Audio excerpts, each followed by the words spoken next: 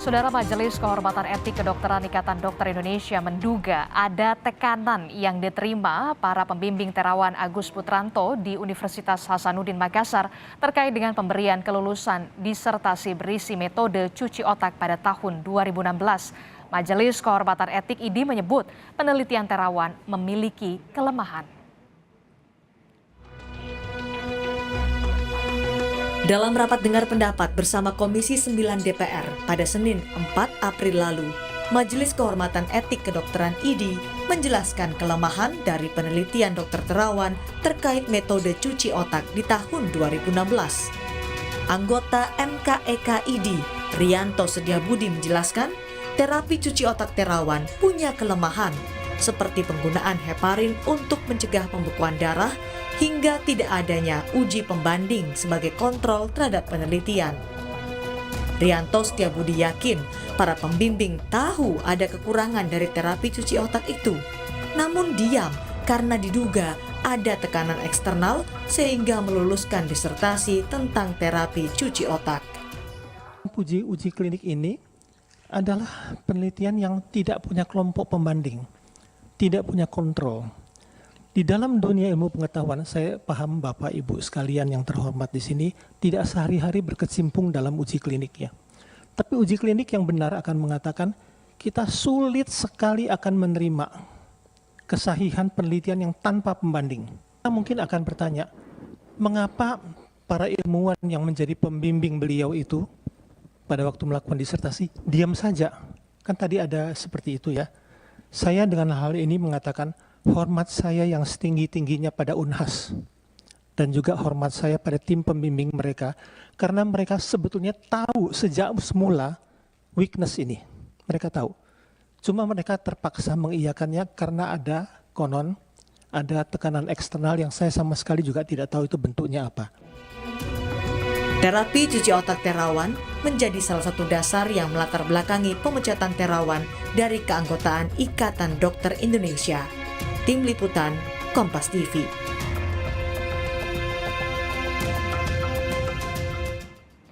Sementara itu, Saudara Rektorat Universitas Hasanuddin mempertanyakan dasar tudingan Ikatan Dokter Indonesia yang menyebut Unhas mendapat tekanan untuk meluluskan disertasi mantan Menteri Kesehatan Terawan Agus Putranto tentang terapi cuci otak. Unhas bahkan meminta Majelis Kehormatan Etik Kedokteran ID menjelaskan secara utuh informasi terkait pernyataannya ini saat rapat bersama Komisi 9 DPR.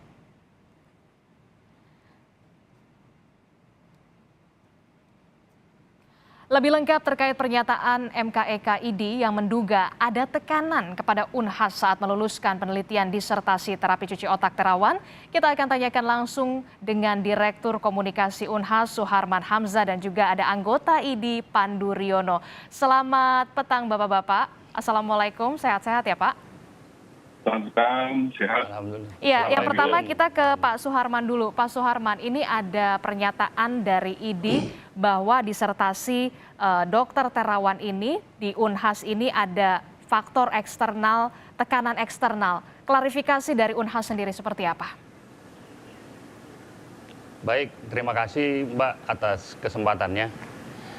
Jadi kami sedari awal selalu mengatakan bahwa Unhas itu punya kemandirian dalam hal pengelolaan akademik sebagai badan hukum, perguruan tinggi negeri badan hukum, dan tentu saja kami punya rambu-rambu yang jelas dalam proses pengelolaan mahasiswa maupun pengelolaan akademik. Sehingga kami memang mempertanyakan apa dasar dari yang terhormat senior-senior kita di MKEK mengatakan bahwa disertasi Pak Terawan itu bisa diloloskan karena tekanan. Karena sepengetahuan kami, sepengetahuan saya tahu kenal baik dengan promotor beliau dan saya yakin kontribusi keilmuan dari promotornya juga tidak diragukan dan saya yakin para promotor, pembimbing, penguji, pengelola program doktor di UNAS sudah melaksanakan tugasnya apa yang harus mereka lakukan sampai disertasi itu bisa dinyatakan selesai. Jadi memang sesuai dengan prosedurnya ya? Berarti Pak Suhamzah. Iya. Oke. Betul. Pak Pandu Riono, ini Kami ternyata meyakini itu bahwa sudah sesuai dengan prosedur. yakin betul karena memang sudah sesuai dengan prosedur. Tanggapan dari Pak Pandu Riono sendiri seperti apa? Unhas mempertanyakan sebenarnya. Iya, jadi ini kan kesalahpahaman saja. Sebenarnya itu bermula dari ketika ditanya kepada Dr. Terawan, mana bukti ilmiah yang mendukung klaim yang beliau ajukan.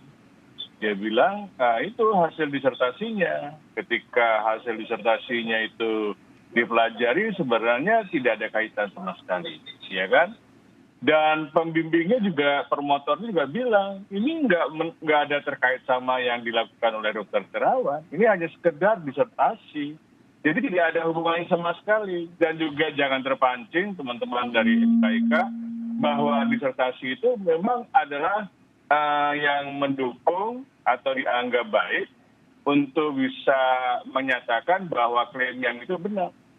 Promotor sendiri sudah menyatakan kan bahwa penelitian itu masih lemah dan tidak ada kaitannya sama dukungan, itu hanya ujian disertasi saja. Dan menurut teman-teman di Unhas itu sudah memenuhi syarat untuk lulus doktor untuk masalah yang diteliti oleh Dr. Terawan tadi. Ya. Kalau tadi kita lihat sebelumnya memang dari IDI sendiri menyatakan pada saat rapat bersama dengan anggota DPR ada sejumlah kelemahan begitu yang memang sudah diketahui. Sebenarnya kelemahannya apa? Ya kelemahannya dari segi banyak ya, dari konsep, desain ya dan sebagainya itu biasa dalam masalah untuk disertasi atau tesis dan sebagainya.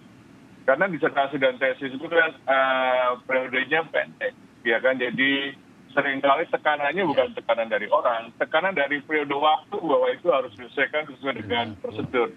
Ya, saya juga sering menguji dokter di Unhas, ya, di FKI Unhas dan di beberapa universitas di Indonesia sama, tekanannya adalah tekanan waktu biasanya. Sehingga kita seringkali meloloskan atau mengujikan itu dengan menyadari kelemahan dan yang kita minta adalah kandidat jangan terlalu yakin dengan hasil penelitiannya dan tahu kelemahannya. Yang itu menurut saya wajar saja. Tetapi kalau itu kemudian dipakai untuk uji klinik yang berat, yang benar-benar standar untuk mengklaim bahwa yang dilakukan oleh Dr. Terawan masih jauh, itu masih bersifat deskriptif. Oke, Pak Suharman, ini tadi Pak Pandu bilang katanya ada tekanan soal periode waktu dan salah satunya juga ada uji penelitian pembanding sampel yang bisa dikatakan lemah dalam tanda kutip. Penjelasan dari Unhas sendiri? Saya kira kalau persoalan waktu, ya, karena kan semua orang yang mengambil kuliah, entah itu S1 sampai S3, pasti ada batas waktu, Mbak. Ya, termasuk program S3 misalnya di UNAS, itu ada batas waktunya. Nah, kalau tekanan waktu, saya kira bukan hal yang menjadi dasar kita mempertanyakan ke MKEK, bukan itu. Yang tidak nyaman bagi UNAS sebenarnya adalah adanya statement bahwa kita ditekan dari pihak luar, eksternal. Nah, eksternal ini kan jadinya siapa gitu, kan bertanya-tanya kitanya. Tapi oke lah, kami di UNAS pada dasarnya sangat menghargai IDI sebagai lembaga besar, sebagai komunitas masyarakat ilmiah yang sangat teruji kontribusinya bagi bangsa. Kita tidak mau berpolemik di situ. Cuman perlu kami sampaikan juga bahwa kami di Unhas secara sadar, secara yakin bahwa kami punya mekanisme yang mengatur semua orang yang bisa selesai menjadi doktor. Sehingga prasangka yang mengatakan bahwa Unhas ditekan, itu menurut saya tidak pada konteks seperti itu harusnya disampaikan. Karena menurut kami, siapa yang bisa menekan di Unhas? Kalau kita mau bertanya misalnya, apa dasarnya untuk menekan? Sementara yang kita tahu, seorang dosen, seorang pembimbing, apalagi promotor S3 itu punya hak otonomi yang kuat dalam membimbing mahasiswanya, mengarahkan mahasiswanya dan sebagainya. Tentu ini menjadi pertanyaan, dan sehebat bagaimanakah orang sebenarnya kemudian yang bisa memberi tekanan kepada para promotor. Ingat bahwa orang disertasi itu, Mbak, bukan hanya sekedar pembimbing. Ada promotornya, ada kopromotornya, ada pengujinya, ada penguji eksternal bahkan. Dan semua melalui proses yang bertahap dari prodi, dari fakultas, kemudian ke universitas, dan kemudian layak untuk diujiankan, promosi, kemudian wisuda. Itu kan panjang persoalan-persoalan yang harus dilakukan.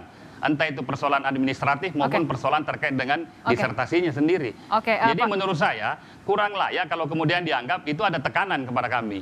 Itu yang kita perlu clearkan sebenarnya. Jadi Unhas tidak nyaman jika dikatakan ada tekanan eksternal, Pak Pandu. Jadi sebenarnya eksternalnya itu siapa sih, Pak Pandu? Iya, itu yang tidak katakan siapa atau apa ya. Jadi terus terang bahwa promotor Dr. Terawan adalah salah satu saksi pada waktu pemeriksaan Majelis Kehormatan Etik Kedokteran, ya kan?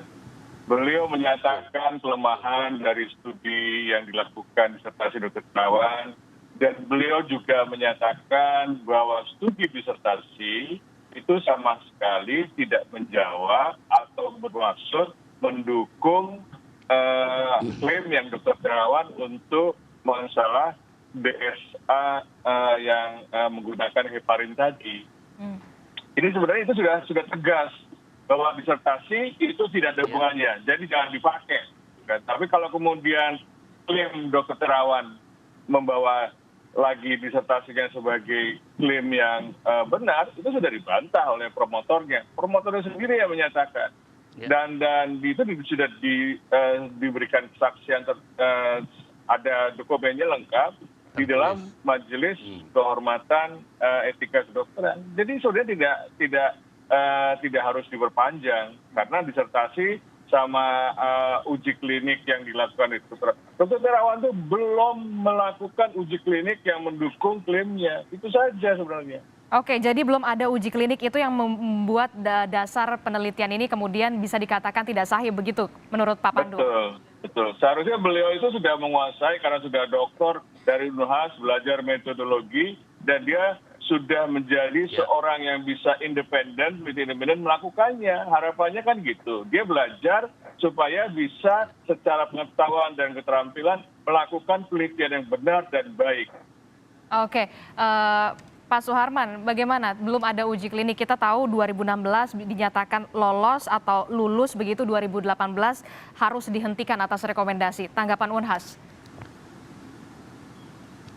Kan sebenarnya begini, saya sepakat dengan Pak Pandu bahwa ini kan dua hal yang sebenarnya harus kita pisahkan. Ketika beliau mengambil S3 di Unhas dengan apa kemudian yang dilakukan setelah selesai S3, ini dua hal yang menurut saya berbeda. Ya, tentu. Dan saya menyambung apa yang disampaikan Pak Pandu tadi bahwa promotor Pak Terawan di tahun 2018 itu sudah menjelaskan secara detail di hadapan MKEK. Dan menurut kami tidak ada hal yang berubah sebenarnya antara MKEK 2018 dengan sekarang ini. Namun tiba-tiba ada statement bahwa ada bahwa Unhas seakan-akan ditekan untuk meluluskan disertasi. Ini kan ada perbincangan yang agak berbeda kemudian di tahun 2018. Itu yang menjadi pertanyaan teman-teman di Unhas sebenarnya.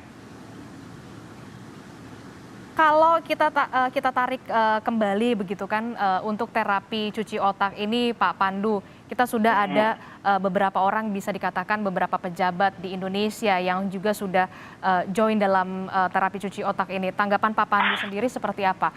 Bisa dikatakan efektif walaupun belum ada uji klinik?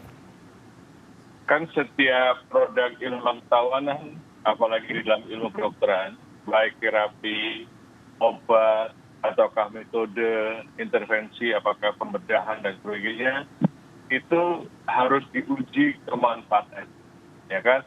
Dan kemanfaatan itu melalui uji klinik yang bertahap, uji klinik 1, 2, 3, dan selanjutnya. Dan sebenarnya kesempatan itu ada bagi Dr. Terawan karena beliau adalah yang melakukan di rumah sakit, ya kan? Tetapi sayangnya tidak dilakukan. Yang dilakukan adalah merekam keberhasilan dari pejabat-pejabat, ya kan, yang dianggap bisa memberikan iklan atau promosi. Nah, dalam ilmu pengetahuan, testimoni itu tidak ada artinya apapun. Karena ada sebagian mungkin orang yang tidak melakukan testimoni. Mungkin orang itu tidak terkenal, atau mungkin ada kegagalan juga. Karena tidak ada prosedur yang hampir 100% sempurna. Jadi pasti ada yang gagal, ada yang berhasil. Apakah keberhasilannya jauh lebih baik, lebih tinggi dibandingkan dengan teknik lain yang dibandingkan. Jadi selalu ada kelompok pembanding yang namanya kontrol atau standar. Kalau tidak dilakukan teknik itu, apakah hasilnya sama? Kalau teknik ini lebih baik, seharusnya lebih baik. Jadi Dan dengan itu kata lain, Pak Pandu, testimoni dari para pejabat ini tidak berpengaruh terhadap uji klinik dari terapi cuci otak, Pak Dr. Terawan? Tidak berpengaruh, tapi itu yang modus yang selalu dilakukan oleh Dr. Terawan, termasuk tentang masalah vaksin Nusantara yang dipakai adalah testimoni. Ini menurut saya kurang baik karena itu akan menipu sebagai masyarakat Indonesia yang seakan-akan teknik itu baik, padahal belum terbukti baik atau tidak baik. Itulah yang menjadi soal. Oke, belum ada pernyataan sikap dari masing-masing ini terkait dengan dari Dr. Terawan maupun juga dari IDI. Nah, kalau untuk Unhas sendiri, dikatakan belum ada uji ilmiah pembanding. Tanggapan dari Unhas sendiri?